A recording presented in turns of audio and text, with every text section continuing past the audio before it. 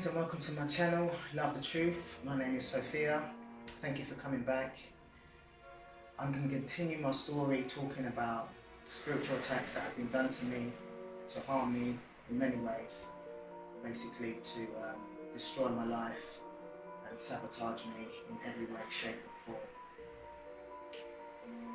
Now, if you've watched any of my other videos about my ex-narcissist lover, which is part 1 and part 2, I'm going to continue talking about spiritual attacks that have been sent to me, with them playing in my energy all the time and trying to destroy me.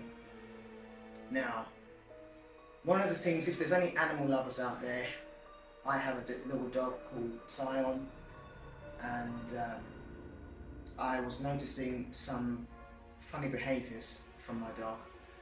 He's a very happy-go-lucky pup. He's 8 years young and full of beans, very excitable dog at times. But I noticed that he was acting very peculiar while these attacks, spiritual attacks, was being sent to me. Normally he would be very calm at home, you know, chill out and relax with me on the sofa or whatnot. However, he became very agitated, uncomfortable. He would normally just sleep in his bed and just relax sometimes, and especially at night, obviously when we're going to bed. But on many occasions, many nights, he would come out of his bed and he would go underneath my bed and sleep, and throughout the night he would be walking up and down and, you know, just not settled in any way, shape or form. I also noticed that he would always be staring at a particular point when I was in a room at the time in shared accommodation, and he would just be staring at the wall, and I'm trying to get his attention, and he would consistently just keep staring in a particular part of the room. He would also would not want to eat his dinner very much at all. He doesn't eat a lot. I don't really feed him, a lot of food. There's only little, obviously, but when he did eat any food, he would eat half of it and he would leave the rest. And sometimes he wouldn't eat it at all for the rest of the day. So when I took him out for walks, he's normally just doing his thing. He's a very independent kind of dog, so he would just, I can leave him off the lead and he would just do his thing, and sometimes he's actually walking me rather than me than walking him. But on these occasions, he would want to walk. He would always want to keep going out. That's another thing he kept doing, actually. Before I get to that bit, he was so uncomfortable being in the house for long periods of time. He would always want to keep going outside. Always want to go outside. Very unsettled. And when we did go out eventually, he would want to be out there for long periods of time. Now, I love my walks, I love my country walks, and more so because I've got my little dog. But he would be excessive, and I'd walk for like hour, 2 hours, and when we come home, he's still not settled at all. He still wants to just be up and down and just not settled at all. So after a while, I noticed his hairs on his body was fading. He had patches coming up on his skin, and his hairs would start to recede. And also noticed that on his skin, it was like, do you know when you get cradle cap when you're a baby and you get like scabs on your skin? That's how his skin was becoming. So I took him to the vet to find out what was wrong. They couldn't figure out what it was. And I also noticed he was always licking his balls, and it became very sore and septic. And I took him to the vet. They couldn't figure out what it was. They gave me something to heal that part of him, which is his ball bags. That managed to clear up very well. But his skin and his hair's falling out. They couldn't make head and tail of it. So as you can see on the pictures, My dog was really, really sad. He was always sad and very somber. He just wasn't himself at all. He always wanted my attention. He was always attention seeking. Like he needed comfort all the time, and it was really, really, you know, it saddened me to see him in this state all the time, you know. So when I, you know, researched about his skin condition, it didn't really say much. You know, it said to use coconut oil and stuff on his skin. I tried that didn't work and whatnot, but it still was not clearing up whatsoever. However, there was an Irishman, there's some, what do you call it, travellers that I had made friends with, and one of the travellers actually mentioned to me that Jay's fluid, he said he uses Jay's fluid on his dogs to keep them cleansed and so parasites don't get on their skin and so forth, you know. So he says to use that, mix it with water though, mix it with, you know, warm water, just put, you know, half of it in there and just mix it up and put it all over it. I did try that and it did actually work to a certain degree, but it was still there for a pretty long time. It was there, it was on his skin for at least, I would say, 3 to 6 months, and after about, what, 2 months to 3 months after going to the vet, I decided to use his method, and it worked for a period of time, but then it came back again. So because I was using, I understood that my spiritual attacks, what I was getting on me, I was always having spiritual baths. So I would use Himalayan salt in my baths with rosemary and lemons and you know, a few other bits and pieces, and I decided to do the same for him. I started doing that, and lo and behold, it started to clear up. I also sprayed a bit of Florida water on him. As I sprayed myself, I sprayed in the air just to cleanse my energies every day, and I did the same for him in his bed and so forth. And you know, his skin started to clear up a heck of a lot in actually a very short space of time. I would say in a few weeks I started to see a difference.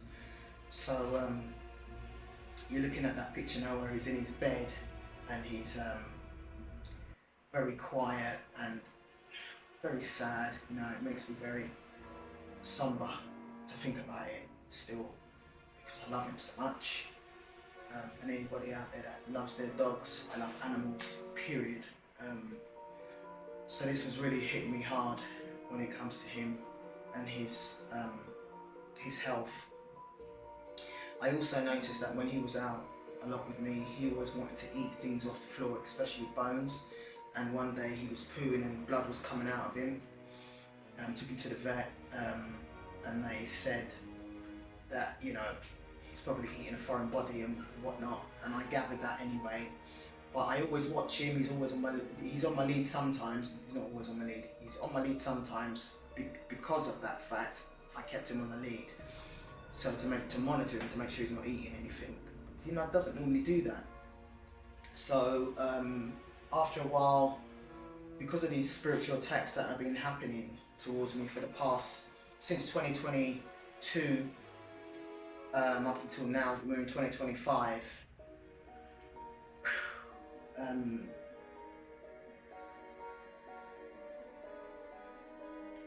Yeah, 2025. The spiritual attacks have now, you know, subsided and basically stopped, because I'm protected by the Creator and my ancestors and my guardian angels. He is now fully recovered. I wanted to also mention that when I was getting spiritually attacked and the marks that I was getting on my body underneath my breast area and on my thighs, when my skin was getting, you know, like rashes and I was itching a lot and stuff, I actually used apple cider vinegar. Apple cider vinegar, I put it on my skin, I rubbed it in so much it stung like hell. However, it worked and my skin cleared up pretty much almost overnight. It took about, what, a week 2 weeks max for it to be completely gone. Dark spots on my back. I'd look in the mirror and I had a mirror behind me so I could see them. So I used the same method, apple cider vinegar, rubbed it all over my skin every single day, every night and every morning. And before you know it, my skin was cleared up.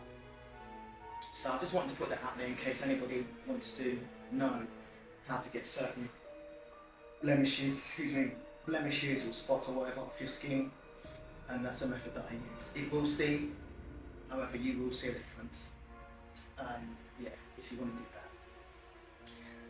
So I'm going to continue my story pertaining to all these spiritual attacks, and also certain things that I've had obviously 3 years to really reflect on my life and what has been happening with people around me that has been in my life. A lot of people that's been around me in my life have been agents sent by certain people, higher ups, because of who I am as an earth angel, to try and sabotage my life in some way, shape or form. But because of the reflections that I've had, and I've had so much time to heal emotionally, I've done a hell of a lot of crying, and also accepting certain things about myself that I need to change. So yeah, I'm going to start off with my mum being, obviously she's given birth to me. However, as a young child, there's a lot of things that I remember as to why my mum has been so hostile and, I would say, have to say, jealous of me throughout my life, and treated me a certain way, comparing to my cousins and even my half brother. I noticed things but I remember when I was younger, my mum had a very spiteful energy, a very immature spiteful energy. And I remember one time when I was at my grandmother's, well, I'd lived with my grandmother since I was very, very young, a baby basically, since I was 2. And just as a young teenager growing up, I would think it was about maybe between 15, 16, somewhere there. And I was sitting on top of the stairs and I said to my mum would come like every Sunday for dinner. Most people would come in the family, would come for dinner every Sunday. And she was a raver. She would rave every single weekend without fail. She was a drinker, she was a smoker and cigarette smoker. But she would always be raving. And I said to her one night, "Mum, I can't wait to grow up so that I can come out with you and have fun and so forth." And I remember her smiling and coming up to me and saying, like, "Don't worry, you're going to grow up soon, you know, and it's just, you know, this is what adults do. We have fun, and, you know, but one day you'll be able to do that." And all right, it was like all right.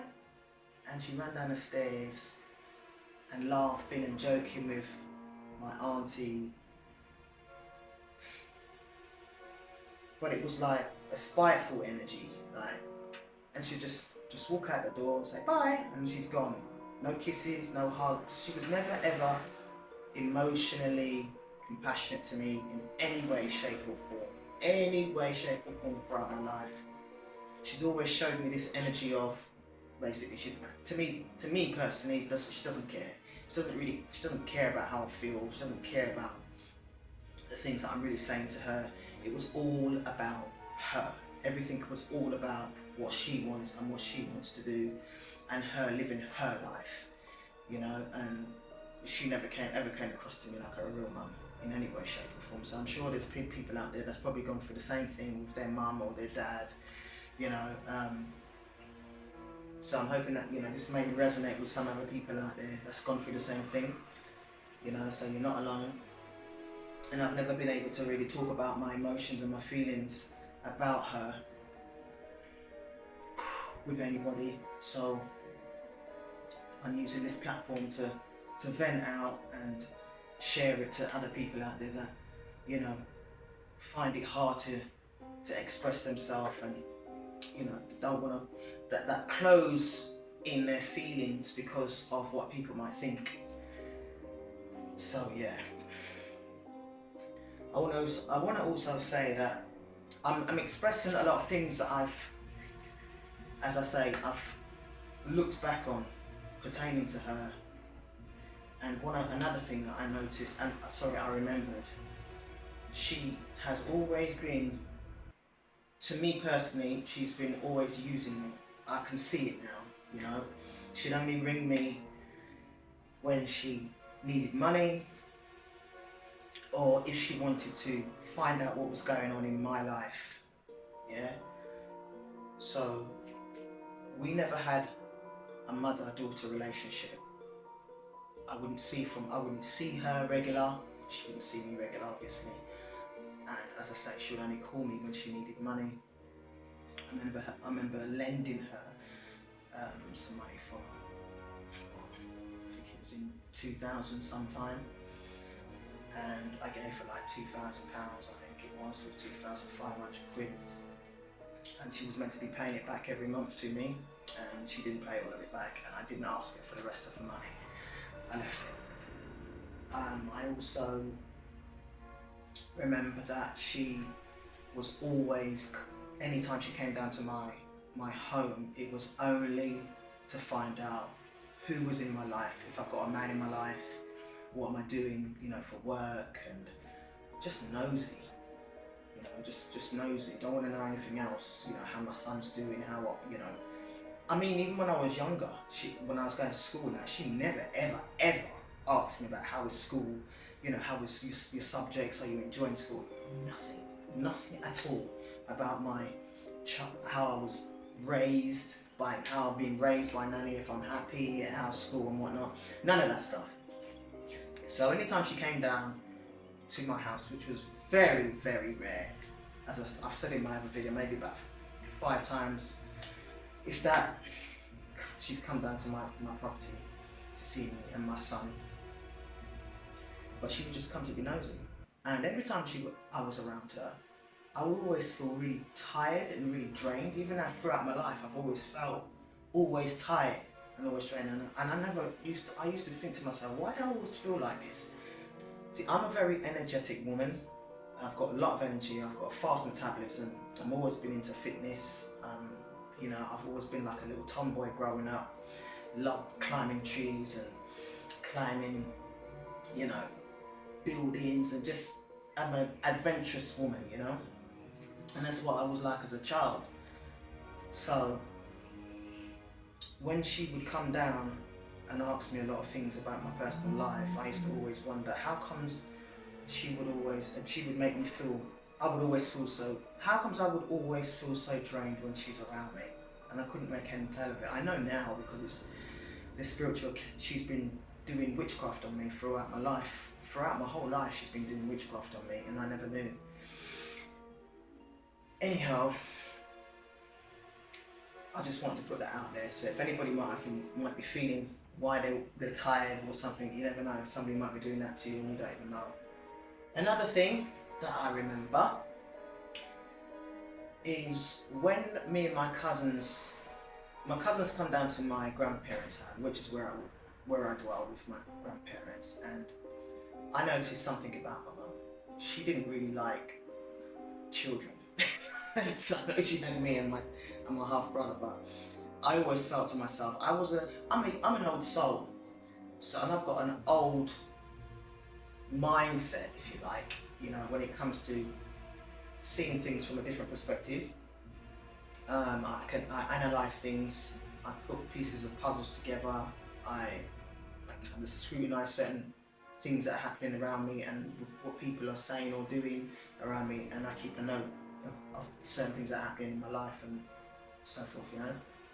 But I remember one time, us as cousins were sitting at the top of the stairs, and as adults they were in the kitchen and they're having their adult talk, and you know, as children do, you know, you eavesdrop and you listen in and see what they're saying and talking about. And one of my cousins made a noise, and she heard us, she heard him, and she turned around and said, You lot, get upstairs. Children should be seen and not heard. And when I remember that statement completely, because I was thinking to myself, as a child, I was thinking to myself, well, if you're saying that children should be seen and not heard, that means you don't care about children, period. You certainly don't care about me. That means children must keep quiet. They must be seen and never ever be heard, ever. They must be silent. So that stuck with me throughout my life, and that's a stigma that has hindered me from developing myself as a child into adulthood, teenagehood and adulthood, and prevented me from really expressing myself as who I am, as a woman, you know, a girl growing into a woman, growing up, right? So, mate, there's other things that I remember about her that I didn't like at all. She was always very critical of other people. I'm, you know, a lot of people judge people, and you shouldn't do it, right? But you can always have a perspective of somebody that's around you. But I'm somebody personally, I accept people for who they are. I take it as face value, and whatever you give me is what I accept. Later on down the line, your true colours may come out, and you may not be that individual that I met when I first met you, right? So she would always criticise other people and talk to me about it. Now I'm somebody that I would turn around and say to her, look man, why are you talking about it for? What for? I don't care. I really don't care what anybody else is doing. I don't care how people look. I don't care what they're saying, that, you know, as long as it's not hindering me in my life, it's not verbally abusive to me or anything like that, I don't care. But she would always want to rope me into conversations about other people. She would also, anytime I went down to her house, she would be on Facebook and looking at family members and talking about them, or other people that I may know or not know even, and she would always be making comments and criticizing and comparing herself to other people. Like she's a little bit chubby woman, she's short and chubby, and she would say, oh, do I look that big? Do I look that fat like her? And this is a family member we're talking about. I'm not saying any names, but she's talking about family members, and she would compare herself to them. And I'd say, and I used to think to myself, oh, for goodness sake, man, why don't you just go to the gym? What I do, just go to the gym and shed the weight. And I used to always encourage her to go to the gym so you feel better about yourself. When you do something for yourself, to make yourself feel better. So I was more of a motivator to encourage her to do better, instead of sitting there behind a laptop every single day, scanning people's profiles and talking about them and criticising and comparing yourself to them, you know? So, and I remember one time, the last time I was with her, she was in my car, and oh, man, she was doing it so much to the point I was literally going to tell her about herself, because I actually got fed up. Literally, I was so sick and tired of hearing her mouth running off about other people. Even people on the street would just be driving past and she would start, oh no, look at him, look at her, blah, blah, blah. I'm like, God, what's wrong with you? Why don't you just leave people alone? Let people get on with their life. You know, do you know what, me personally, I like the weirder people. I like people that are eccentric. I'm eccentric. I like people that just look different, and I admire people that are like that. You know, you're just yourself. You're just being you. You know, she would always say to me, oh, why don't you put makeup on? Why don't you wear makeup and stuff like that? And I'm like, that's not me. She, you know, and then she would, you know, she would criticize me at times when she's not getting the feedback that she wants from me, because I'm not being like her, right? And she would criticize me and say, oh, you look gauntly today, which means I look really skinny, or, you know, and try and hurt my feelings emotionally with certain things that she'd say. So, you know, a lot of the time I just think to myself, you know what, I don't even want to go down there to see her, because she's just so low vibrational and so negative, so critical of other people. And I'm thinking to myself, well, mate, you ain't no better than the people that you're criticising, to be fair, because you're not doing anything for yourself to make yourself look better or feel better. You're just sitting there criticising people and scanning people's profiles. Yeah. Now, I have to mention this because a lot of the stuff I have to mention, I have to say it because these people think, my family think I'm stupid. Like, she thinks I was stupid. Like, I really don't understand why she was attacking me like this, to this degree, where she wants to unalive me because my grandparents left me inheritance. They've left me, like, the house that I was living in, they sold it, and I didn't want that house sold. But I know that they would have left something like that for me. I remember her giving me 10 grand when they sold the house, and that was it. And I was thinking to myself, you guys have really sold the house. I remember her saying that she couldn't, her and her brother could not afford to pay the mortgage. So, and at that time I was thinking to myself, mortgage? My grandmother was 59 and my granddad was probably, I think he was about 63 when he passed away. And I was thinking to myself, they could never still have had a mortgage still. And if they had a mortgage still, that would have been chump change. I would have paid it. I would have been more than happy to pay for the rest of the mortgage if there was a mortgage. But from what I believe in my heart, I don't think there was. But she said that. And I noticed there was a lot of things, thinking back, there was a lot of lies that she told me, man. Like, I remember her saying, listen, when my granddad was here, right, my grandmother passed away, yeah, in 95. And before my grandfather passed away, which was in 97, 2 years after my grandmother, I remember him saying in the living room, my mum was there, I was there, and one of my distant aunties was there, from what I can remember. And he said, you lot want me dead because you want the house. Now when he said that to me, I went mad. Alright, I ain't gonna lie, I went ballistic. I was so upset when he said that, because I was broken. When my grandmother died, I was absolutely broken. She was my lifeline, she was my life. And my granddad, just him being left behind on his own, missing his wife that he's had since how long, for years and years and years, his only wife from what I can gather and know of. He's heartbroken, right? So when he said that, I was really offended. I was kind of offended by that because he grew me up.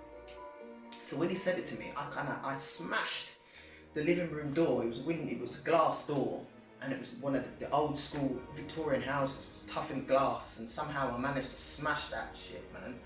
And I smashed it, and my hand was all bloodied up and everything, and everybody went quiet, and he went quiet, and he went and sat back down and started to have his little, had a drink and had a smoke. But I believe from that day, I believe that my granddad believed what I said, because I was mad. I said to him, I said to him to his face, I said, how can you ever say anything like that? Yeah? You grew me up. How can you turn around and say that I want you dead for this house? I don't want nothing from you. Yeah? Don't leave me nothing. I'm happy to not have nothing. And I remember leaving it. I said, Grandma, I love you with all my heart. And I know that you're hurting. You miss Nanny bad. The same way I miss her. I'm broken because I miss Nanny, so she's gone. Yeah? But because he said that, I decided to stay away from the house for a little bit so that he didn't feel that what he's saying is really true. However, I feel that what he was feeling was true, but it wasn't from me. He was feeling that energy from my family, from my mum, and whoever else that was around my mum that always went to his house when I wasn't around, right? I made sure I kept myself away from the house because of what he said. But there was a part of my energy where I felt like it was witchcraft that was keeping me away from his house even more, because I would only go there when my mum would call me and say, come down and help me with something in the house, or come and see gran or whatever. Right? I lived in East London at the time, and my grandparents lived in Acton. So it was obviously I have to drive down there. It takes me about an hour or so to get there, depending on what time I would leave the house. But so I wasn't there frequently, but I felt like I was being energetically forced to stay away from the house, right? And when I look back at these things, I can see what has really been happening behind the scenes throughout my life. So I want to say also this, yeah, when my granddad passed away, well, eventually my granddad went through a lot when my grandmother died, yeah. He crashed his car. My granddad's a perfectionist, he's a Capricorn. He was great with money. I was his carer for a little throughout my life, obviously, as a child growing up with him. I was a carer for my grandmother. I looked after my grandmother to make sure she was always, because she was a kidney, she was on dialysis, which means she had no kidneys, and she would have to, for her to survive, she would have to get a bag that drained into her body to keep her alive. So I would always, she was a nursing auxiliary as well for years. So I was like, I used to like the medical side of things, and I actually did medical work myself throughout my life as a patient transport driver and dealing with autistic children, you know, working as a blue light driver in ambulance work. So getting that sort of experience from my grandmother and getting feedback from her and learning from her, I was actually looking after her and changing her bags every 4 hours, because I have to warm it up in a little box. Anybody that's on dialysis or renal patients, they will know exactly what I'm talking about. So I would do all that for her all the time. Every 4 hours I'd warm up the bag and for it to be drained into her body, so it goes in her body nice and warm. Now, when my grandmother passed away, my granddad started to drink heavily, and he started to smoke a lot more. Apparently, my mum claimed that when my grandmother passed away, there was this invisible woman that my granddad started to see on, you know, on the side. And I'm thinking to myself, really? I can't believe my granddad would do that. You know, so, you know, a lot of things my mum told me, I believed her because I had no choice but to. So she told me that he had a woman on the side, and that this woman was milking him of his money. And she would show me some of his bank statements, how a lot of money was being taken out of his bank account and he was giving it to her. I don't really know if that was really true. I found that very, very hard to believe, because my granddad, bless his cotton socks and his soul, he was mean with his money. He was so good with his money. You forget a fiver out of him, man. You're blessed. Like, you're so blessed, right? So I was really shocked that she was telling me that he was giving money to some strange woman that we ain't never met. I never seen her. So, and in the end, he ended up having an accident in his car. He crashed his car. He ended up in hospital. We thought he was pretty much on a life support machine, right? And I remember us going to the hospital and seeing him. And as soon as we walked through the door, my mum was first. She was in front of me. As soon as we walked through the door, and he was like, because he was in like not a coma, but under sedation for a little while still, like maybe a week or two or something like that, right? And when we walked through the door, he saw her first, and as soon as he saw her, his face was vexed, like he was proper vexed, right? To the point that when we finished talking to him, being with him, spending time with him, we come out and my mum says to me, "Did you see his face when I walked in there?" I said, "Yes, I saw his face. He was vexed." So I remember us talking, we put him in a wheelchair and we brought him outside to have a cigarette, right? And his face was absolutely stone-faced. He was stone-faced, like he was proper pissed. Like he was angry. He was actually angry about something, and I didn't know what it was. And my mum kept pointing it out to me. So I remember when we were going down to his house one time, and we went into the house. It's like he wasn't washing himself much. He wasn't looking after himself, or she wasn't helping him look after himself, you know. And it felt his energy was giving off, like he didn't want her in the house. He did not want her in the house. I could feel his energy anytime when he opened that. When I rang the doorbell, he opened the door And once he saw her, it's like he just opened the door, he would open the door and just walk away like that. And I'd think, what the heck is going on with this man? Why is he being like that? But I didn't know what was going on because, you know, my mum was there. It's her dad. I'm not around. So I'm feeling these negative energies from him, and I'm thinking, what's going on with this family, man? What is going on with him? You know, I was feeling sorry for him so much. And yeah, anyway, one day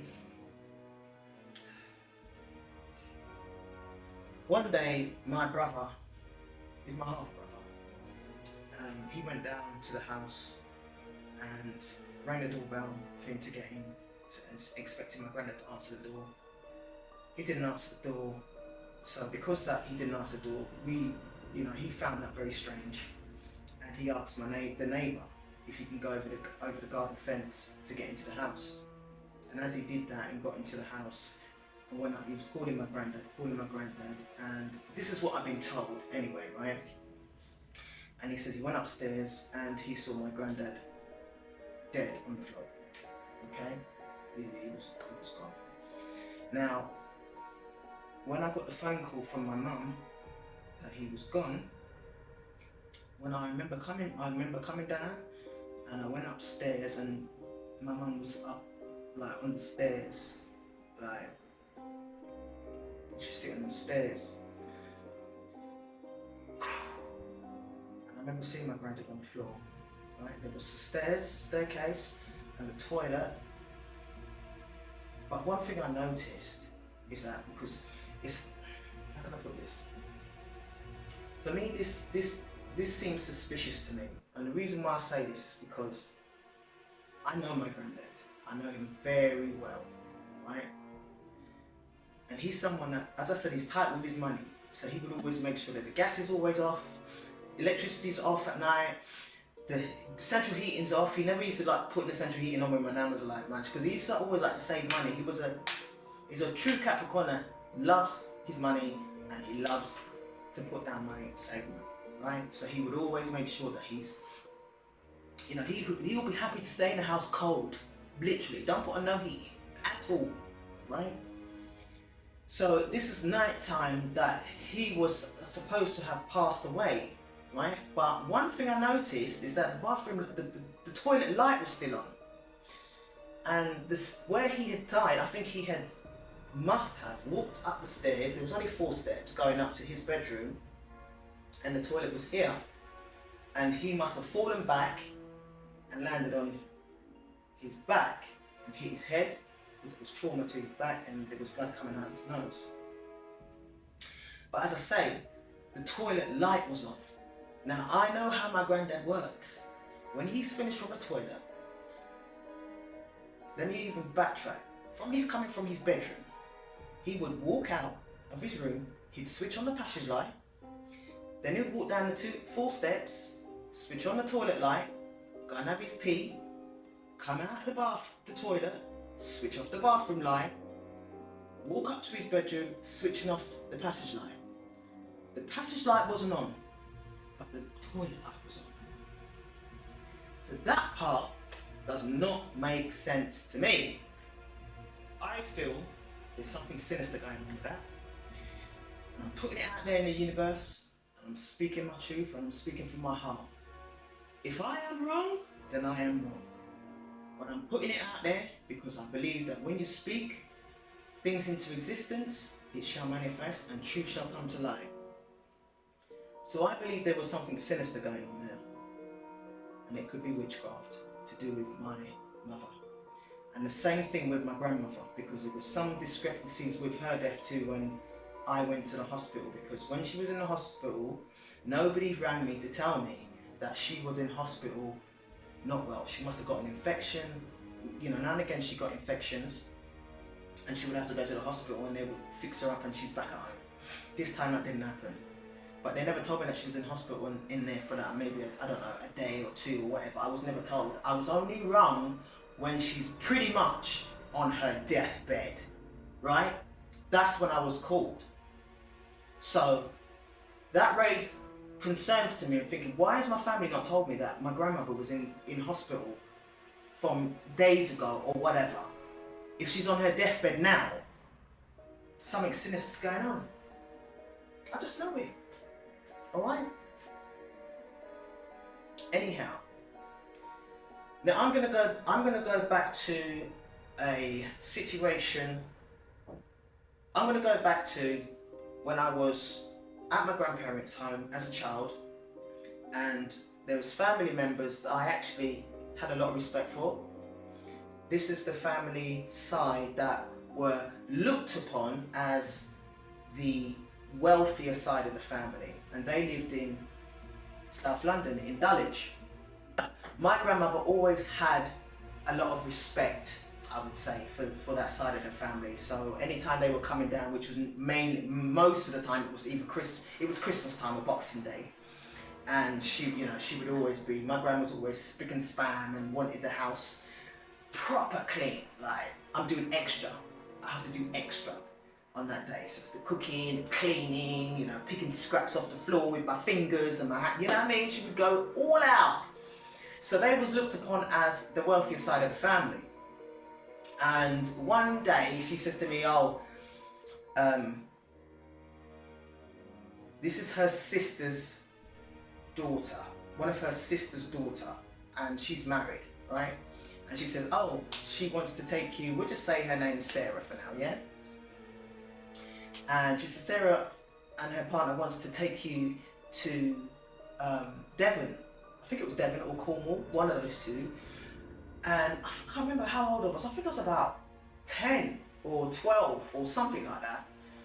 And she had 2 sons. And I loved her sons. I loved her sons. They were lovely boys. Yeah, so when she said that, I was happy to go because I was going to be with the children. And I love children. I've always been a baby lover. Love babies to the max. I was always very connected and attached to babies and children. So I was happy to go. So yeah, I went. But when I went, something wasn't feeling right in my energy as a child. And I remember this because I was in the house. It was a nice big house, really nice house. But we didn't do anything. we didn't go anywhere. It was just like being in the house. And if we did go anywhere, it was like, I don't know, I think we went shopping, but we didn't do any activities. We didn't go anywhere. We didn't do anything. I was sitting there one day as a child thinking, why am I here? Like, why did these people ask me to come with them? For what reason? Why am I here? What for? So again, I'm saying these things because I've had time to reflect on a lot of things that have been happening in my life, and now things are starting to make sense. I put all the pieces of the puzzle together, as I said, and now I'm saying it because it's relevant. It's now relevant because there's a bigger picture to everything that I'm telling you. Yeah? So, because I had that thought about that, right, I remember on another occasion, we was in the kitchen. I don't know what, I think it was obviously Christmas or something like that. I remember her partner. I had just got my hair relaxed for the first time, and I mean, I looked in the mirror and I couldn't believe I looked really nice, and I had a low self-esteem then, so, I never looked at myself as anything great. It's just, I'm just me. Nobody's ever told me that I'm beautiful or whatever, not, so. But when I got my hair done, hair relaxed, and my hair was all long and just down, straight. I remember her husband kissing me on my lips in front of everybody in the kitchen, right? It was a moment where the world stopped for a minute, and it's like he kissed me for like long, like it was literally just not no tongue ting, just like, but it felt long, and I'm thinking to myself, I felt so embarrassed, and I remember standing against the wall, and he came up to me and he done that. And his wife was there, even my grandmother was there. A lot of people were in the kitchen at the time. I think even my mum was there, and nobody said nothing. Nothing. He got away with it. I'm thinking, what? And I'm thinking to myself, what on earth did he do that for? Why did he do that? I never said nothing, but it's relevant. It's relevant. I've got to say these things, man. I've got to get it out because it's been bugging me for years. It's been bugging me for years. Anyway, I'm going to move forward and talk about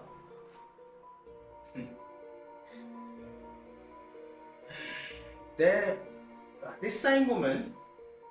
We're going to call her Sarah. Her sister passed away. May she rest in peace, because I really did love this woman. She was actually one of my favourites. There's 4 sisters, and she was one of my favourites, and another one that's my favourite. Yeah. So when she passed away, and my mum would anytime there was a funeral happening in the family, the only way I would know is through my mum, because none of my family, none of them, cousins or whatever, not even my half brother, ever kept in contact with me, right? And I never kept in contact with them because nobody was showing me love. I'd have a few family members on my Facebook, but nobody showed me any love. Nobody reached out to me, say, hi, Sol, do you want to come down for this, that. Nobody. I've always been a loner, always been on my own. Yeah?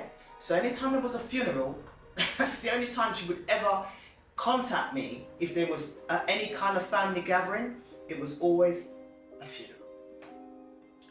And she invited me to Sarah's sister's funeral, right? And I remember she had 2 boys, but she also had a little girl. And I remember meeting her little girl one time when she came down, I think she was about 2 or 3, and she came down to my grandparents' home for the first time, and the only time. So I only saw her one time when she was 2. She was so cute. Such a cute little thing, man. She was beautiful. Absolutely stunning little girl. And I was happy also that they had a girl because they had 2 boys already. So I was really happy for them. Yeah, so when I was at this funeral, her brother, Sarah's brother, which is like an uncle to me, right? He introduced me and my mum to this little girl. Let's call her Abby for now, yeah? And he says, oh, so here's Abby, you know? Haven't seen her for years. And she's like, yeah, she's a big girl, man. And you know, she's there, she's dressed up. She looks like a tomboy, like how I used to dress. I used to always be in trousers. I was a tomboy. I was a little roughneck, man. Straight. I was a roughneck, yeah? And she reminded me of me. She had a cap on and everything. And I just saw an image of me straight away, man. And I smiled. And I said, well, Abby, look at you though, man. You're big, innit? And you know, she seemed a little bit shy, but she smiled and everything and that. And yeah, and that was it. And I walked away. Now, the minute we walked away, my mum opens her mouth and says, so she looks like a boy. So I looked at her and said, Mum, why are you saying that for? I used to look like a boy. I was a tomboy. I still kind of am a tomboy.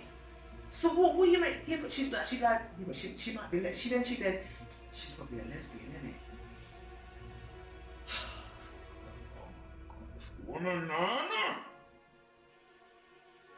This woman is she's drunk, mate. So I said, Mum, so what? So what? So what if she's a lesbian? Why don't you go and ask her if she's a lesbian? If you're so concerned, She give me this energy, oh, whatever. You know, so just don't talk to me about anybody, man. Don't talk to me about nobody. Yeah? I'm happy to see Abby. I think she's absolutely still stunning, and she reminds me of me when I was younger, bro. Yeah? Because my mum used to always criticise me because I was always in trousers. I always looked like a boy, if you like. Yeah? I didn't care. I'm still gonna be me. Yeah? So, moving away from that situation, that scenario, one day I was working as a loans agent and I was collecting money from residents, right? And I pulled up and I was, doing my accountancy, yeah? And my phone rang. Didn't know the number. It was an unknown number. Not unknown, it was a number that I didn't recognise. So, picked up the phone. When I picked up the phone, it was Sarah, which is Abby's mother, right? She says to me, "Hello, Sophia." I'm like, "Hello. Who's this?" She says, "It's Sarah." I'm like, "Oh, that's a surprise.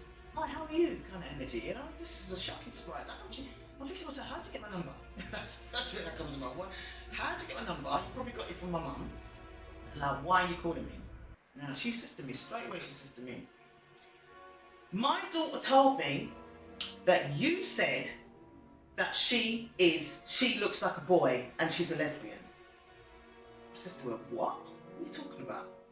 I said, "No, mate, I did not say that. There's no way your daughter could have told you that I said that, right?"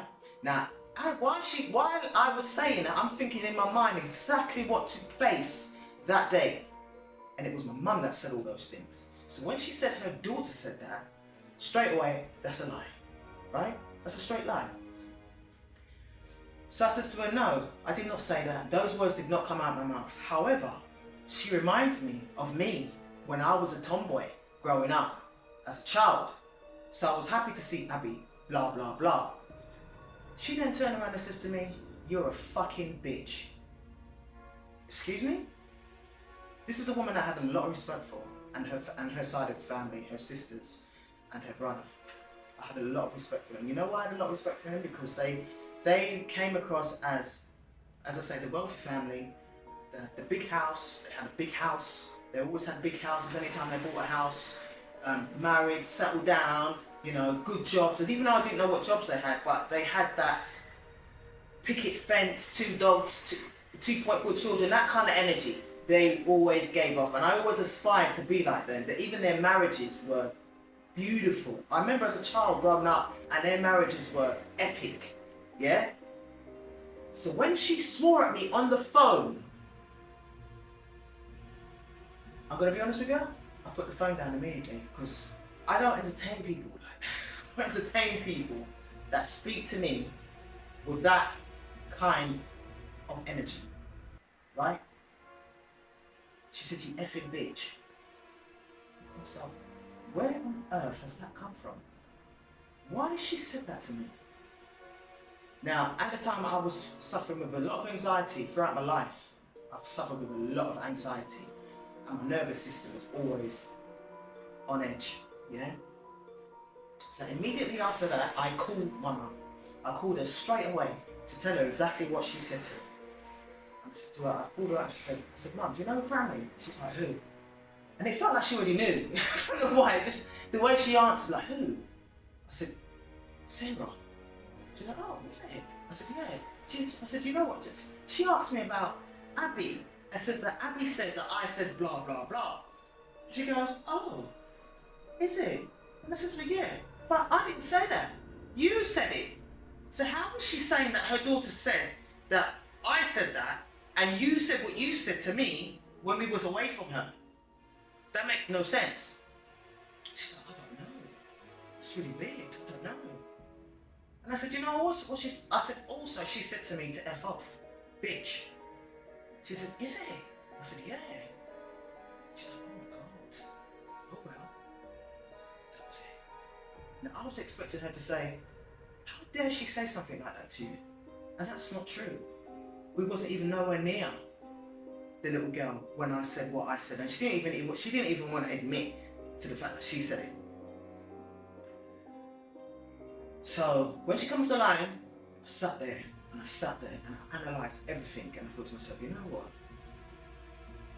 These two of you, Sarah and my mum, have communicated, and she's rung me to cuss me out for no reason. I don't know why. I don't know why, but it's all relevant today. It's all relevant today because I know why. I remember a lot of things that have been taking place in my life, and I have to share this lot. I have to share it so that the justice system can see it, because I've had no justice since my house has been stolen, my car's been stolen, and all these spiritual attacks that's been happening to me, for me to be homeless. My finances being done, spell work on my finances, so I've got no money. I've got no people and nobody to help me. I've gone through all this journey on my own with nobody helping me in any way, shape or form. No family, no friends. I don't have no friends. I am a loner. I've always been a loner. I have nobody, and I've had nobody throughout this whole journey. I've been facing spiritual attacks, depression and so forth. The whole 9 yards, mate. I've gone through it and I've got through it and I'm still here.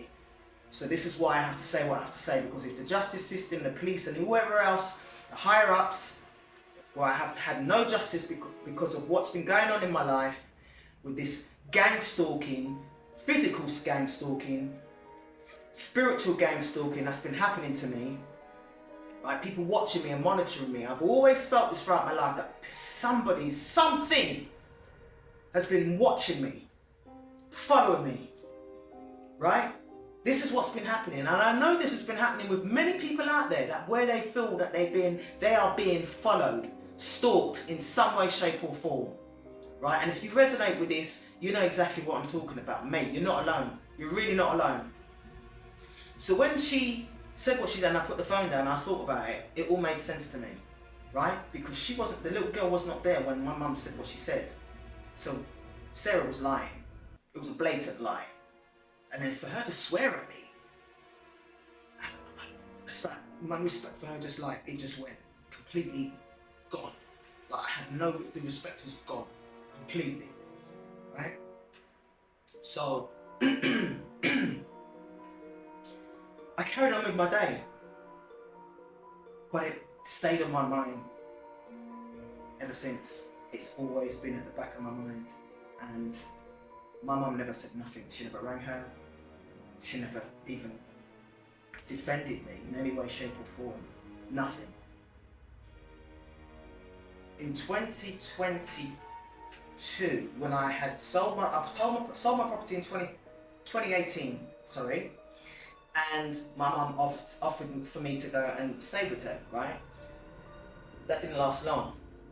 Now, when she kicked me out, didn't want me around her, she sent me WhatsApp and said she don't want me in the house and so forth, right? Which I knew she didn't, because I could tell by energy. Anyhow, excuse me. When I left her home, it was really grating on me emotionally. Excuse me. Emotionally, it was affecting me, right? And she was always on my mind.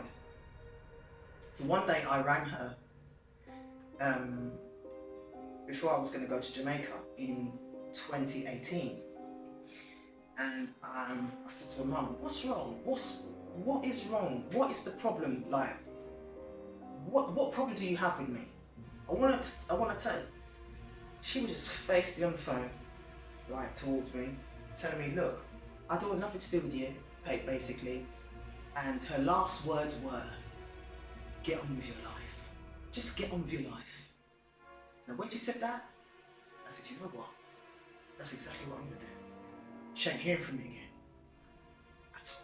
And I mean it. She's not hearing from me again. She's never been a mother to me. She's never shown me any sort of emotions or love or anything like that. She's not hearing from me again. I was content enough in my energy to say that, you know what, I've had enough of this woman. She's manipulative, she's a narcissist, and she doesn't love me. She's not, so I'm done. All the emotional trauma that she's been putting me through throughout my life, I ain't putting up with it. So, I decided to ring my uncle, right, who passed away, I think it was in 2021. Did he pass away in 2021? Yes, 2021. He passed away in 2021. I think it was February. And before he passed away, I rang him. And this is her cousin. Right? I rang him. This is her cousin. I rang him and I said to him, Uncle, could you speak to my mum to find out exactly what is wrong with her, please? Because I just don't understand why she's being so hostile towards me and so emotionally detached from me. And he's like, all right. This is a Rasta man. So he called her, right? I don't know what was said, obviously. He called me back. It wasn't long before he called me back. It was like minutes, literally. And I says, what did she say? He said, Uncle, I just don't know what's going on, man. You know. He's like, why? I said, look, I said to my uncle, look, every time I tell her, say certain things to her, which is the truth, she wants to just go into a shell or gets defensive, you know. And he says to me, as a cousin, he said to me, when we grew up, she never ever did like the truth. She never likes the truth. I says, okay, so that's something new I learned about her. She don't like the truth. Because even though I kind of did notice that, because anytime my grandmother used to tell her off or speak certain truths, and it would manifest and come to pass, she hated it, right? But I didn't know it was this deep, that she just didn't like the truth in any way, shape or form, you know. But he said that. So I said, so what did she say then? He's like, exactly what she told you. Well, get on with my life, I said. He's like, yeah, he said. That's exactly what I'm going to do. So that was the end of that. Right? And we left it. One other thing that I want to mention, right? When my grandmother passed away, my grandmother died when she was 59. And I remember one day, like years later after she's passed away, she turns around and says to me, do you know what? I thought I was going to die at 59. I think my mum was what? I think she was 60 then. Or, yeah, 60 or 61. And she said, I thought I was going to die at 59. I'm thinking to myself, why would you say something like that? Why would you say that you thought that you were going to die at 59? Hmm? Something has been going on, because that's not normal, man. That is just not normal. That's not a statement that anybody would make after, you know, you lose your mum. You think, oh, I'm going to die. You know, she's 60, I'm going to die at 60. You don't say that, man. You think positive, and you just think about where they are spiritually, they're up in heaven and blah, blah, blah, visit their grave and blah, blah, blah, and carry on with life, right? But she said that. So I'm thinking, why would you say something like that? Now, I'm putting this out there, as I say, because things need to be said and put out into the universe. And if my family ever see any of my videos, they're going to know exactly what's been going on behind the scenes throughout my life when it comes to her, right? Because that woman, she's been wearing a mask for many, many years and been fooling people, yeah? Because I have always looked at her as fake, and more fake, yeah? Trying to be something that she's not, trying to be the limelight of the family, because my grandmother was the core of the family. She was like a hero. Seriously, she was like the best cook you could ever have in your life. Right? She would cook for the 5,000. She was a giver. You know what I mean? She just loved everybody, man. And she was so known by so many people, and so loved. You could go to her and talk to her about anything. She would never judge you. Never judge you. She'd always give you words of wisdom and always tell you to keep your head up and stay strong and stay positive kind of energy, you know what I mean? Always stay positive. That was my grandmother. So when she said that, I just thought to myself, you know what, yeah, there's something not right with you, man. There's something not right with you, woman. Something else I'm going to mention about my granddad. My granddad, before he passed away, I remember him mentioning, saying that he was going to go to the solicitors or a lawyer or something like that to do something about the will, right? He briefly said it, but my mum reinforced it to me and says, oh, like she was worried about something, like she was stressing about something, man. But it was low-key stress. But I could see she was concerned, because she for her to tell me, she's concerned, yeah? So she says to me like, oh my God, Dad's going to the solicitors to do something with the will. Just like, I wanted to laugh, right? I wanted to laugh, right? Because I was thinking to myself, what are you worried about that for? Why? That means he's right then. That means he's right. You are concerned. You want him off. You want it off him, innit? Because you want his money. You want his ass. You must be telling the truth. For you to be concerned about it so much.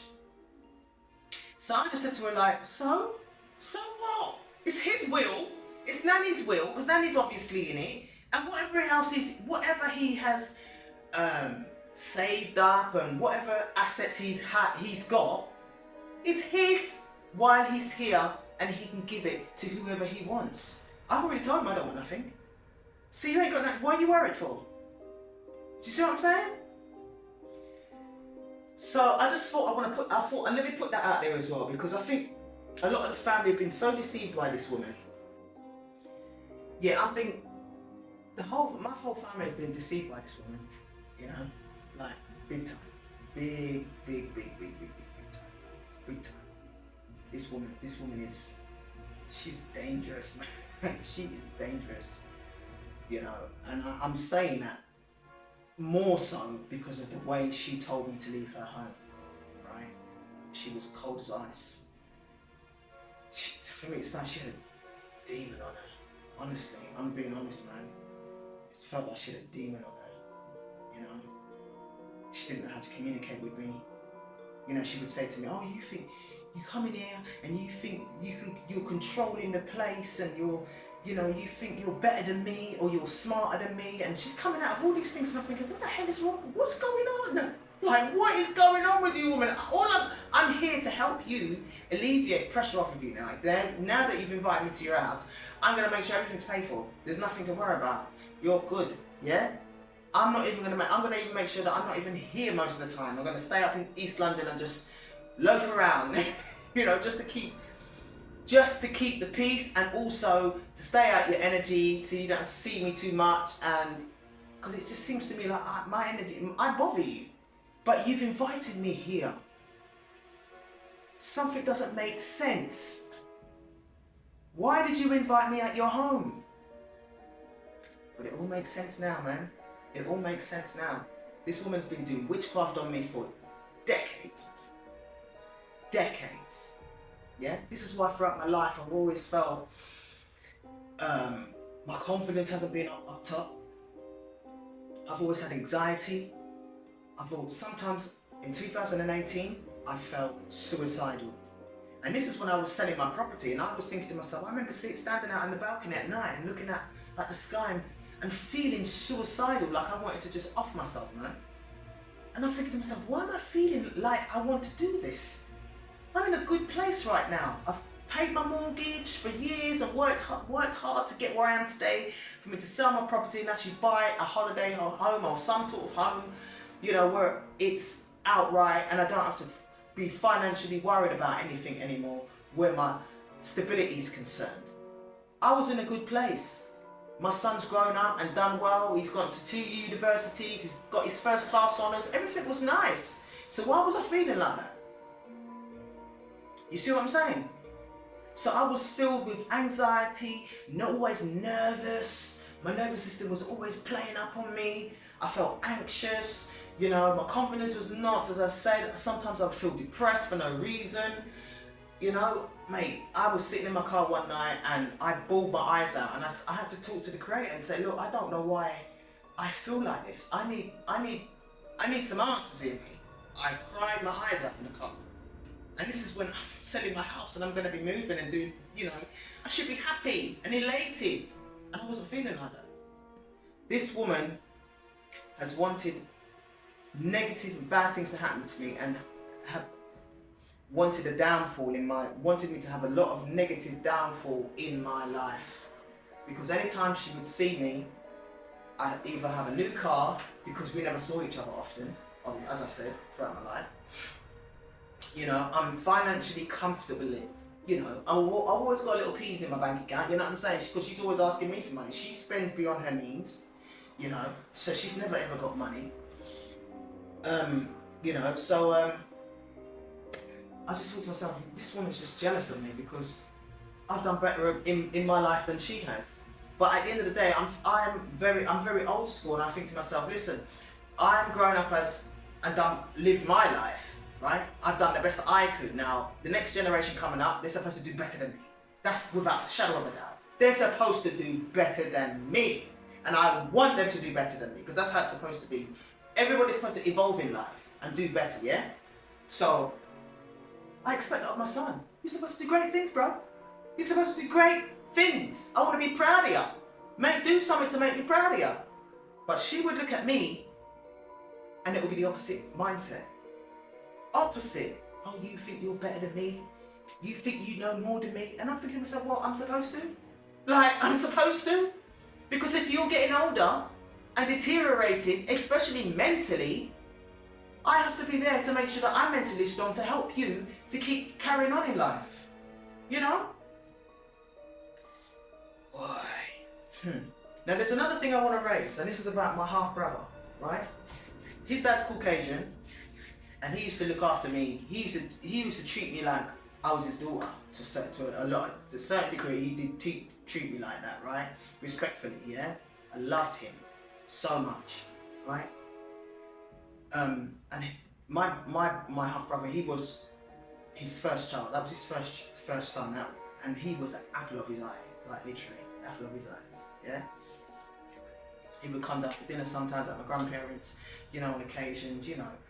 And he was once married to my mum, and they divorced after 9 years and had my brother, right?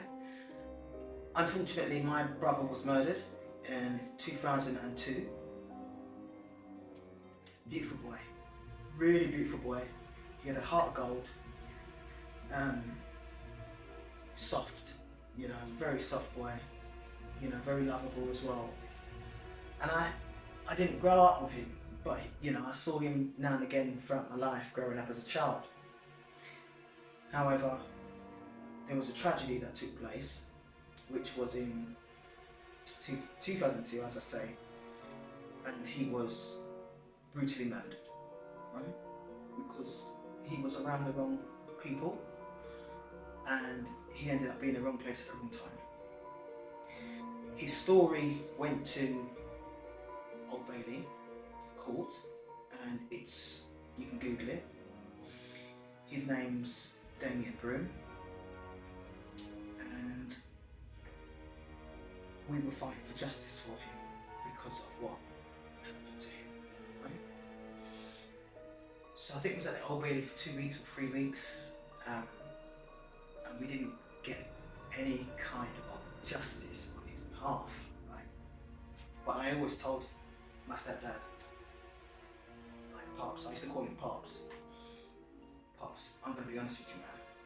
As much as I want justice for my brother, I've never had faith in the government and the justice system.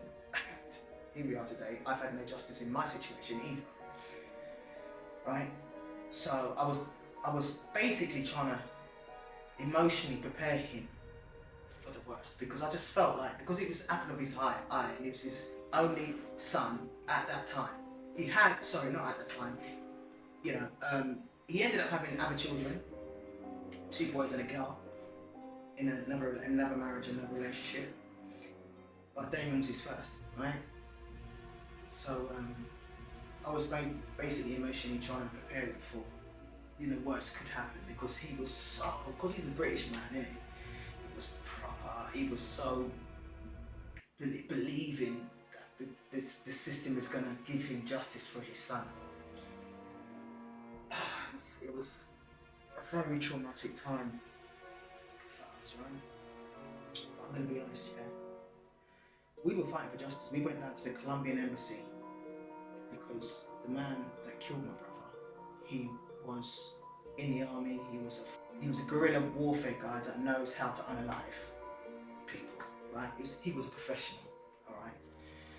Because my brother's liver was severed, and I always remember the courts saying that the way he took my brother's life was with a knife, and it was an in and up motion, right, on his liver. So his liver was severed, and it was basically bled to death. And we was trying to fight for justice for him at the Colombian embassy. When I say we, I say myself, I say my stepdad, I say my stepdad's wife.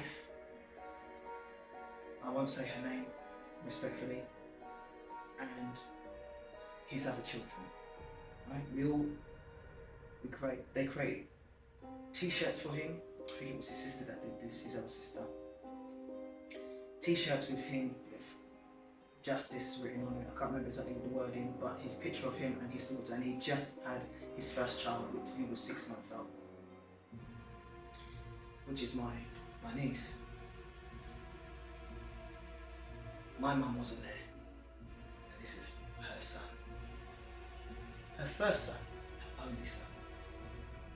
But she wasn't there. And we was down there for long. I can't remember how many times we were down there, but we was down there regularly. And I was around their family more. They made me feel, I would say, I call her my stepmom, right? Because that's what I used to call her. I still call her mum, yeah? But she was more of a mother to me than my own mum, period. Right? And I loved being around them because there was no dramas, you know. They were family orientated, so. And my pops always used to make me laugh. Alright. Sometimes he'll criticise because he was a Virgo. Virgos do that sometimes, because I was married to one. Right, but he would do it in a funny way, right? So, I was always there supporting him, and they was around me and supporting me emotionally, you know what I mean? But as I say, my mum wasn't there. So I was thinking to myself, even those moments, I was thinking to myself, doesn't she even care? Doesn't she care that Damien hasn't got no justice for this? You know? So, obviously nothing became of it, and this guy got away with it. He had diplomatic immunity, so the case was it was an open and shut case as far as I was concerned because of that fact. So we got no closure on that, and it broke our hearts, especially his dad. Broke him completely, and like years later, it broke him so much. He ended up passing away soon after. I can't remember exactly what year he actually did pass away. I think it was at least 10 years later, at least 2002. I think at least 10 years later. But he passed away, and I don't know, energetically something was making me stay away from even his funeral, and I'm thinking to myself, when I think back at it, like, I think to myself, why did I stay away from his funeral? And I just feel like it's energies, these negative energies that have been put on me to stop me from interacting with certain family members. I know this is probably going to sound mad to some people, yeah, but this stuff is real, man. It's real. You can Google it. You can research all about witchcraft, obeah, and all of this kind of stuff. You can Google it. This stuff is spiritual. It's real. We're all spiritual beings having a human experience, and I've been spiritually attacked for many, many, many years, as I've said. All right. So yeah, So if you look online, you'll see that my brother, he was mixed race, and he never got no justice for his death. All of this justice system alone is shite, which I've always believed. This justice system is just shite. I've always believed that this whole system got knowledge to share when it comes to that as well. Another thing that I need to mention is when I was 19, my grandmother, I don't know what happened, right? But my grandmother was upset with me one time because I came home late, right? She was very strict. She always protected me and didn't want me to really play out with other friends, friends and stuff like that. She was always very strict and wanted to keep me safe, right? I understand that now as an adult, right? But one day I came home late and I was 19, and there's many times that she's locked me out, right? And then she's let me in. But this particular time I had my own car and everything, and this particular night she did not let me in. My granddad did not let me in. And it's like, I was ready to leave the nest, right? So I decided to just do that and just, you know, I had to grow up quick, basically. I had to handle myself on my own. I was basically pretty much homeless, right? I had no home because she kicked me out, they kicked me out. But not so much they didn't kick me out. I'm not gonna say I didn't kick me out, they just didn't open the door. Like, she just had enough. She's like, that's it, you're flying the nest, go and do your thing. You love street, right? You love street, stay out there. That's the kind of energy she would give off, right? That's how my grandmother's was. My grandmother was, right? She would say, you love the street then? You love the street? All right then, go on out there, stay out there. And it was that kind of energy. So I thought, you know what, let me just do this, innit? Because I'm ready for the road. I'm ready for the streets, I'm ready to learn, I'm ready to grow up, yeah? But I had to grow up quick. So I remember, and I was her carer, so I wasn't happy about it. I was happy, but I wasn't happy. Because I think to myself, but who's going to take care of you, Nanny? You need me, like, you know? But I thought to myself, well, she's got a mum, innit? She's got a mum, she's got a daughter, innit? Which is mum. I just thought to myself, but my mum's not going to take care of her the way I take care of her. But I took care of my nan like she was a queen. Literally, yeah? Like a queen. Nanny just have to say, she don't even say nothing, it's already done. It's already done. You understand? And it's done quick. I don't mess around when it came to my grandmother, right? Or my granddad for that matter. Anything she wanted, it's already done, right? I remember working in, just coming off the top quickly. I remember working in Southern Electric, first job I ever got on the high street in Acton. I hated it. I was there for 2 months. I got £500 a month, and it was £1,000. And I said, Nanny, here you are, £1,000. What I'm going to do, I'm going to sign on, I'm going to do my driving lessons, and I'm going to get myself a driving job. And so said, so done. I did it in months, right? By the time I was 18, I was 17 at the time. I had my granddad bought me my first car, which was a yellow Fiesta, right? And you know, I gave her that £1,000, said just keep the money. She was so happy, she was so elated, like she was in shock. Like, you know what I mean? That's how I used to treat my nan. My nan was like, she was everything to me, like everything. She did no wrong, right? Right, when I left the house, I was thinking, oh my God, you know, she needs me, I need to take care of her. But she's got a daughter. And you know, so that when I left the house in 1995, this was must have been summertime. Like, I think it was April, May, them kind of times. You know, so that she died the same year. She died in October. I think it was October 5th or 6th. She passed away. And when that happened, I thought to myself, this woman, her own daughter, has not been taken care of. How come she's passed away as soon as I have left the same year? I was devastated. I was absolutely devastated. And you know what, yeah? Before my grandmother passed away, I remember one time she said to me in the kitchen that I'm just going to be rich, right? And I remember another time she said to me that when she said to me, when you have a child, make sure you call him Blake, which was her maiden name before she got married, right? You know, so that when she passed away, I was pregnant, and I didn't even know, right? I didn't even know I was pregnant.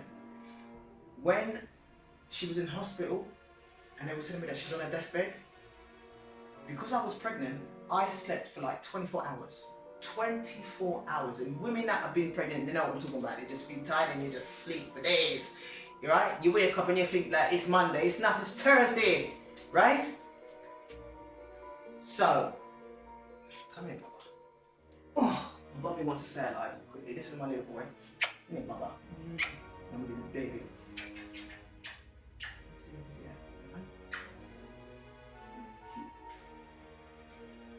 Right, so lost my train of thought there. So when she passed away, I was pregnant and I slept for hours. And apparently these people, when I woke up and it was night time, because I started sleeping from the daytime, it was night time, and it was like it felt like it was the next day. And I can't remember if it actually was the next day, but my phone had been blowing up there. It's like they've been ringing me and ringing me and ringing me and ringing me and ringing me and ringing me. So many missed calls. So when I asked, obviously I rang them up, and then they told me the bad news about Nanny, and I just, you know, flew down there. I flew down to Acton. I felt like I had a plane, and I just got there like in minutes. Right, so yeah, I basically feel that everything that's been happening to me, there's been a lot of witchcraft, a lot of magic, right? A lot of witchcraft, that's what I mean, right? And I'm gonna read off a lot of the stuff that I've had to research when it comes to this spell work that has been happening towards me, right? And I believe that she and my ex in Jamaica has been doing a lot of this stuff, and I'm putting it out there. I'm putting this out there so that it's gonna it raises awareness to people out there that don't believe in none of this stuff, okay? Because there's many people out there that are doing it, all right? They are doing wicked and evil things to people, right? Behind closed doors. They are doing it. They are wishing harm on people. They are trying to unalive a lot of people for destiny swaps. And this is why they were doing this to me, to swap destinies, right? Everybody's got a destiny in life, which is already written in the stars by the Creator. It's already done, right? But anybody that wants to take and steal your destiny, they can do it if you are in a particular low vibrational energy where you are not seeing, you're on a planet and you don't know why you're here and what your purpose is. They can do that, right? It's facts.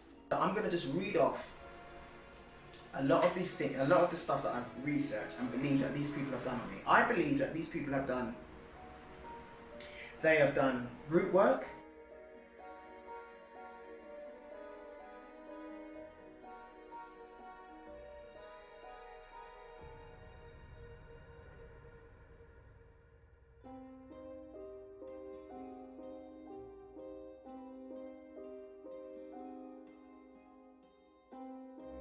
sex magic. Oh yeah, that was definitely happening, right? Because there were certain things that was happening in my body, like, you know, down there and all that, right?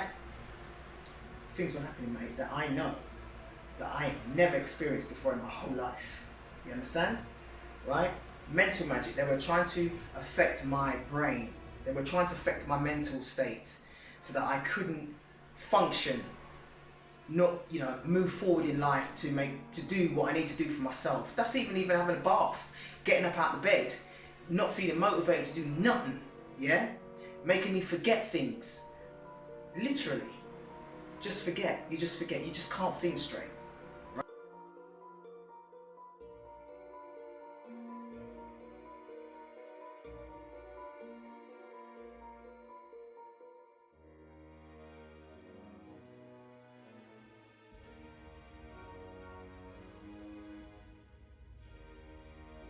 They were doing witchcraft, black magic, mirror magic. I remember in my last video I mentioned mirror magic, where I had to cover up my mirrors every night and every day.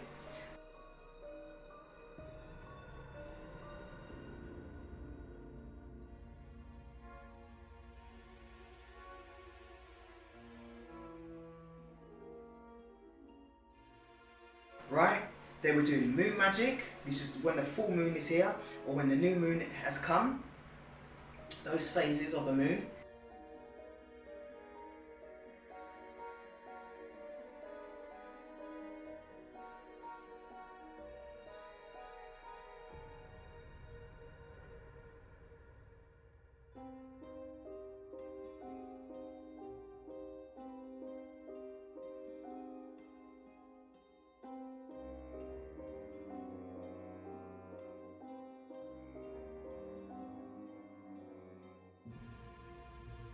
Spell work, as I've said, sorcery, glamour spells. Glamour spells is to make you look ugly. Because I noticed when I was in Jamaica and I had that mirror cracked that time, when I was cleaning the mirror and I was cleaning it on the sofa and I was looking in the mirror, it's like my face, like my skin of my face felt like it was drooping. Like I looked old. I started to look old. I saw it in my face, man. I'm thinking, why? How come I'm looking like this? How come I'm looking like I'm aging overnight? Literally overnight, right? They were doing glamour spells on me, which is beauty magic.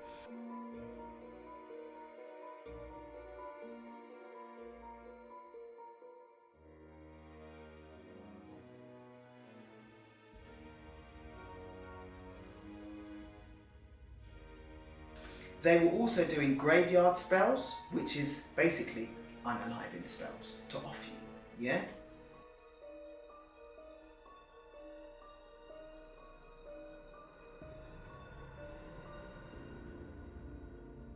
Yeah? Freezer spells. Freezer spells is to do with you being stuck. You're just stuck. So apart from your mental state stuck, once I do a freezer spell on you, you are not feeling to move or go anywhere or do nothing, okay? And nothing's happening for you. Nobody's there to help you out in any way, shape or form. You're just stuck.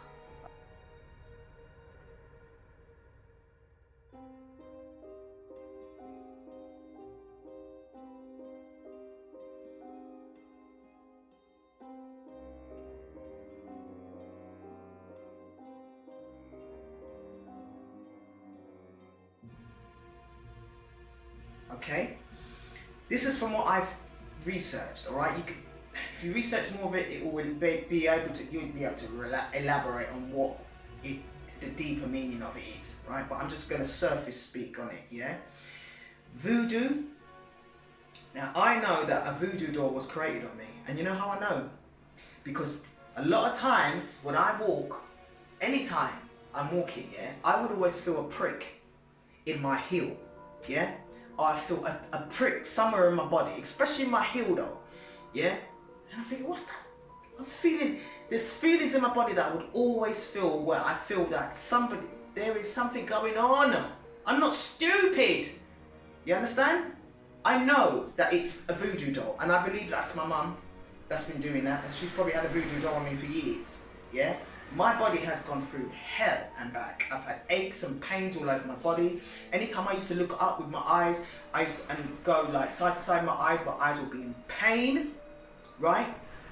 I've had serious back pain, lower back pain. I've had inflammation in my joints. I've had, because I love to train, I like try to bodybuild my body up and do lots of exercises, and all the time my body has been in absolute agony throughout my life, but I just cover it up. Nobody knows. I still always kept pushing myself to overcome the pain and doctor myself with the right food and supplements and this, that, and this, that, and it's still there. It's just constantly there, right? There's other things that have been happening, like even when my hair was falling out, my scalp, if I touch it, it's painful. It's painful. Right? Plaiting my hair, washing my hair, it's pain. I'm getting pain in my head, right? What else has been happening to me? I used to get hives on my skin hives. I even went to the doctor one time. The doctor couldn't identify what's the problem.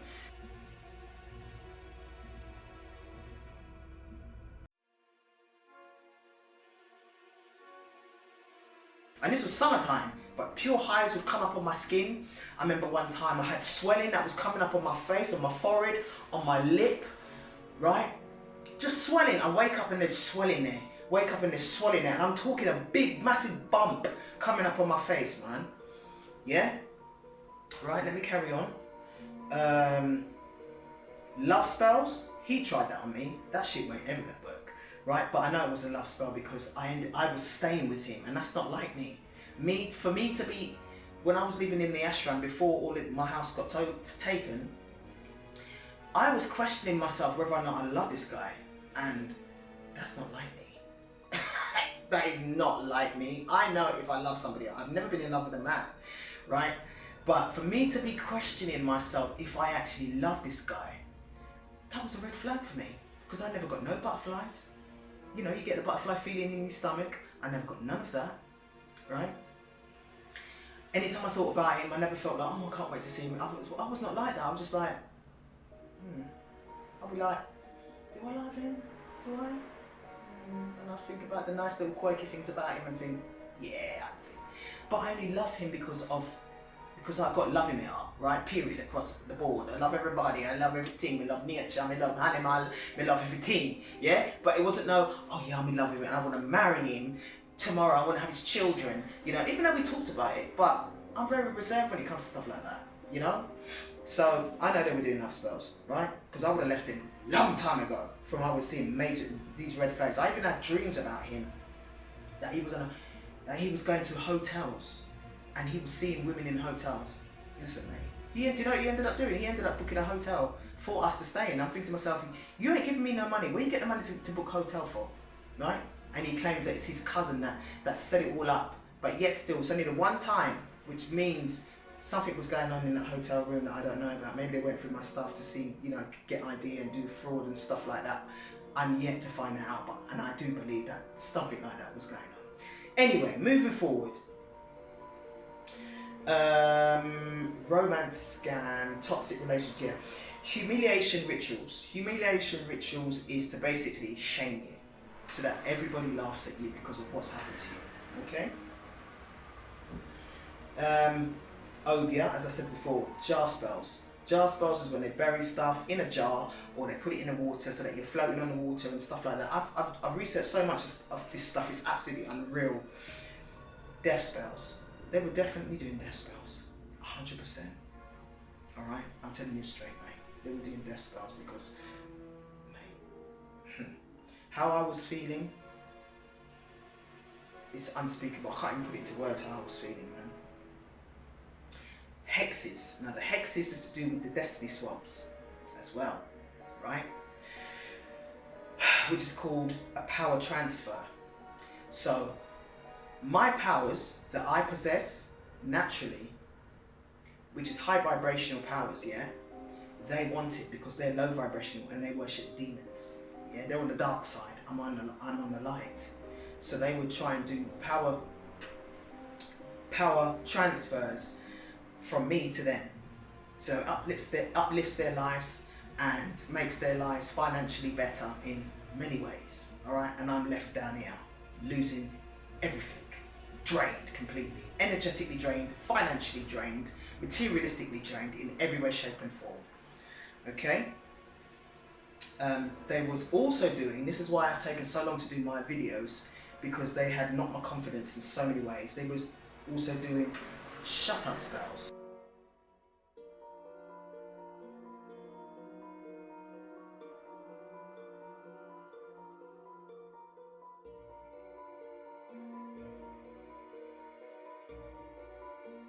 To shut me up so that I don't speak the truth about what I've been going through, right? Because I've had no justice from the justice system. As I said before, I've written to the police, I've written to the MP, I've written to Independent Police Conduct, I've written to, what's the other one? Information Commissioner's Office, I've written to so many people, Lee Valley Regional Park Authority. Everybody has just blatantly ignored me. I've had no justice whatsoever for the fraudulent electricity bills that Lee Valley Regional Park Authority was, sending me and demanding money, right? And I questioned their bills and they didn't like it, so they stole my home while I was abroad, okay? That's in my videos. I'm just, reiterating what these all mean. Right, protection.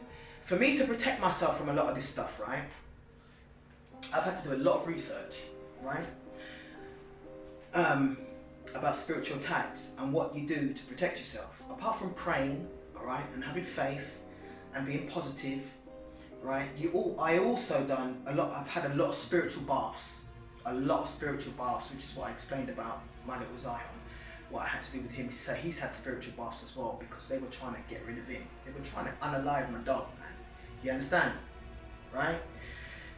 Saging up the place, getting crystals, Florida water. I've had to learn how to do cord cutting.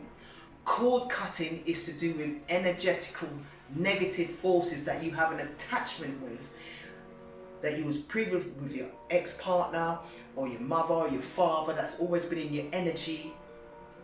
This is what you have to do, is cord cutting, because it's a cord that is invisible, you can't see it.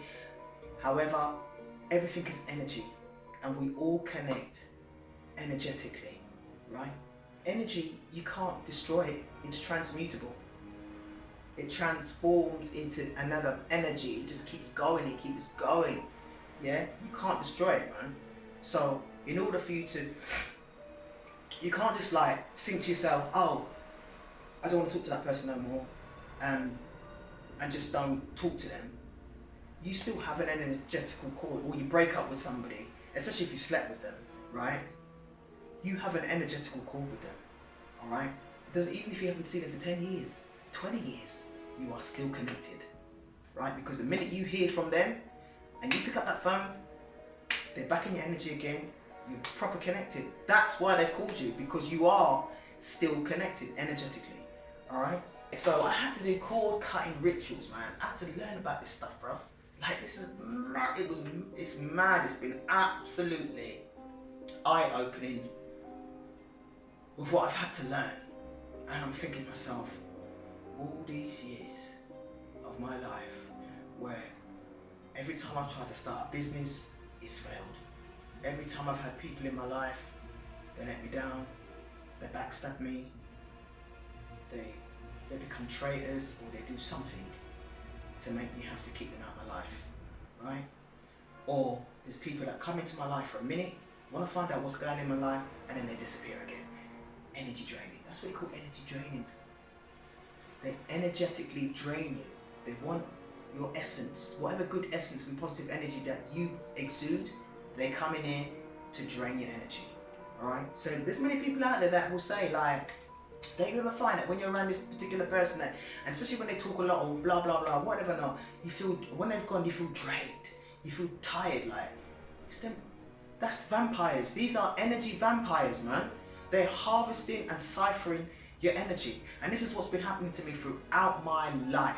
This is why I've always felt so tired, always energetically drained, and I've had to force myself to always stay physically fit, go to the gym regular and all that, drink plenty of water and so forth. And you know, I'm a high vibrational energy anyway. That's just the way I am. I'm made like this, yeah? And this is what people, it's like moths to a flame. And this is what people get attracted to. Because you are like that, they want to be around you. And they stick to you like leeches. They start sucking your blood, yeah?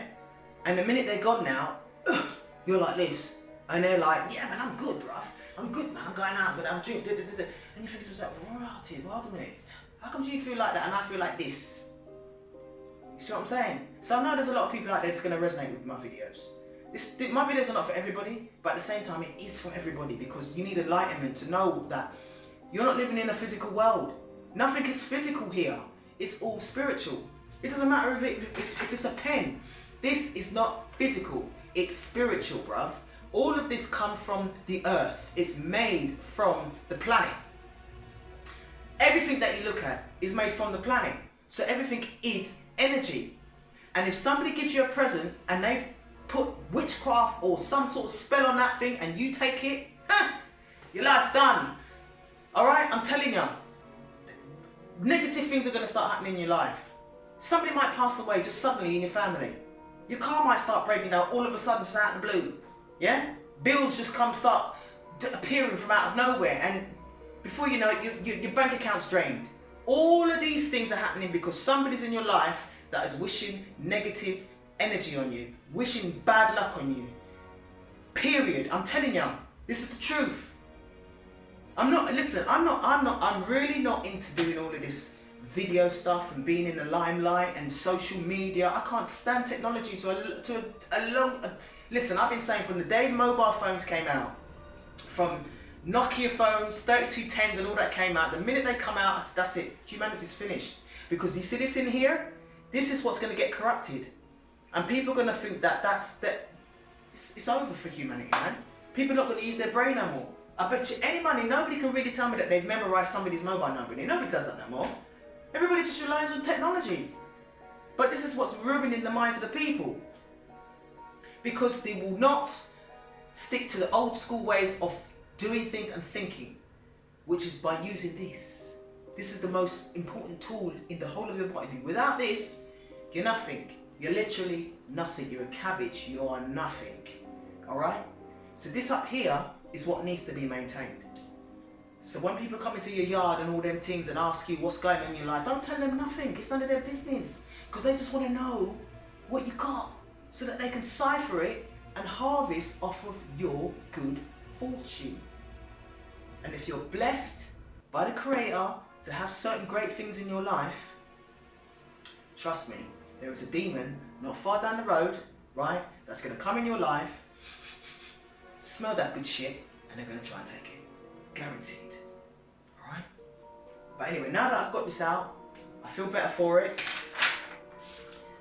If there's anything else that I'm going to share, that well, there is other things that I'm going to share anyway, but I just want to say one more thing. There was a moment in my life where, before I went to Jamaica in 2022, just before I went, I had a car crash in the taxi.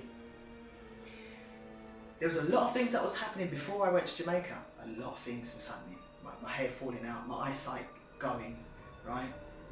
I was a taxi driver then, private hire. I got my private hire license on the 7th of March 2020. When was it? 2020. Yes, that's when I moved to Lee Valley Campsite.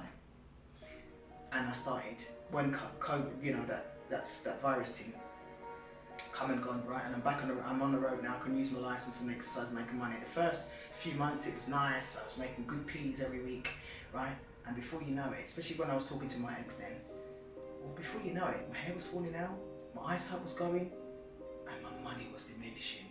I wasn't making no money. All of a sudden I'm sitting in the cab for hours and hours and hours at night. No money coming in, not getting no jobs, none. And then lo and behold, one day I got a job and I got a nice new car, and I showed him that. I sent him a picture of, and I've upgraded my taxi, my private hire vehicle.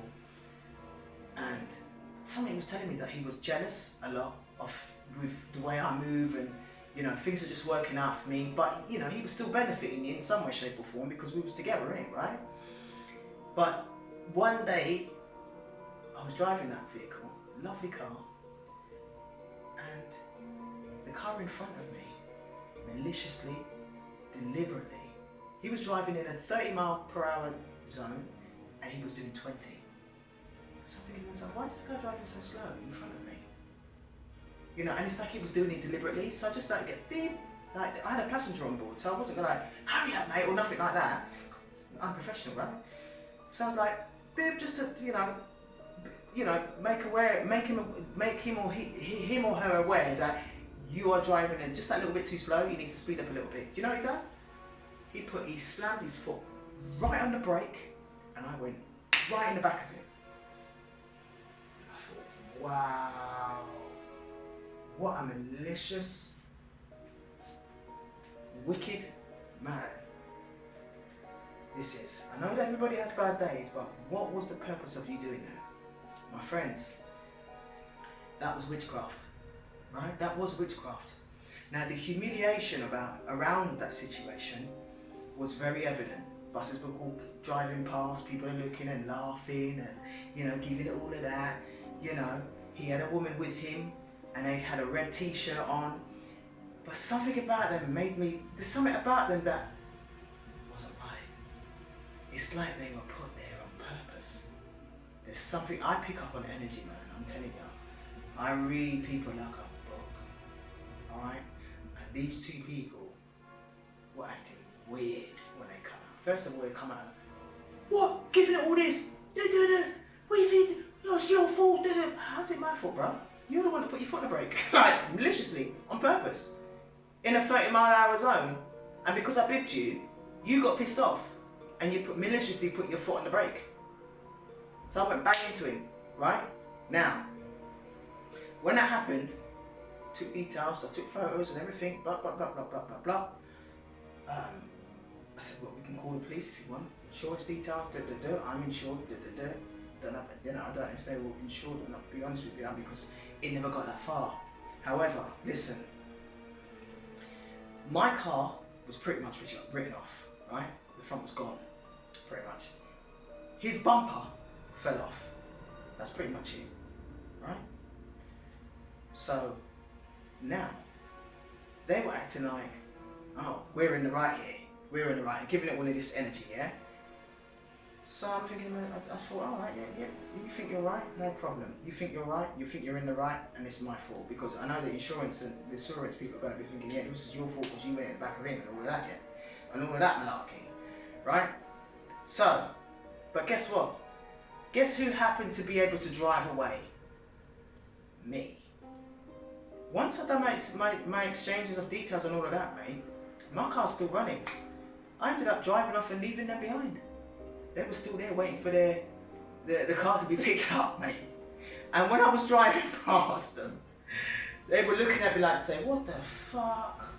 Like, she's getting to drive off. And we're left there lumbered. I'm thinking, yeah, you pussy all or no? You see or no? You lot are the demons, bruv. You lot are demons, man. Yeah, because I was picking up a lot of negative energy that was happening around me. Because of my head falling out, because of my eyesight going, right? Because of me not losing money and not making any money doing the cabin, I could feel the heavy energies that was going around, but I didn't know what was really going on behind the scenes when it comes to this witchcraft and all that stuff. Yeah, I didn't know. So, one day, the guy that owns the cab, my cab, he's there. I told him what happened and blah blah blah, and brought the car back down to the office and whatnot and blah blah blah. He then messaging me and later on and telling me that I must give him £200 towards the insurance and blah blah blah. You know what? Because I've seeked knowledge throughout 2020 COVID shit, yeah. I handled that situation where I didn't pay a red cent. Not even the insurance people could say shite to me because I had certain knowledge to silence them, because what they're doing, all of this was off. There was some sort of fraud going on here, and because I've got a little bit of knowledge, I use that knowledge to my advantage. And before you know it, I sent a letter to him, the guy that owns the taxi.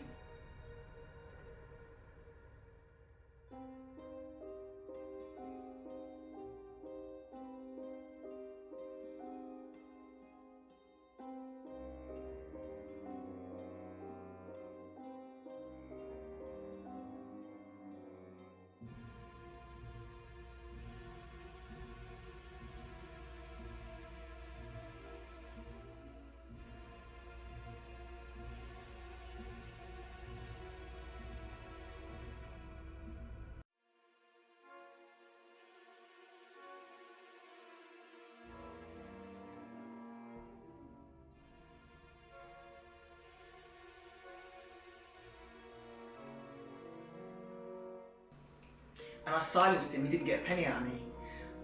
I wrote to the insurance people, silenced them. Nothing was done.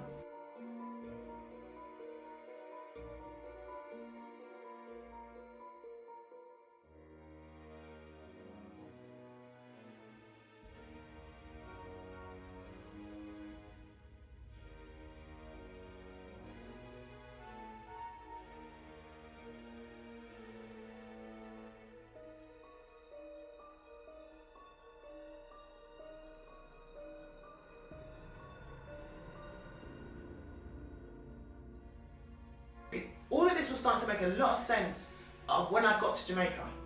Because when I was in Jamaica now, then I was thinking back on a lot of things that was when I was here.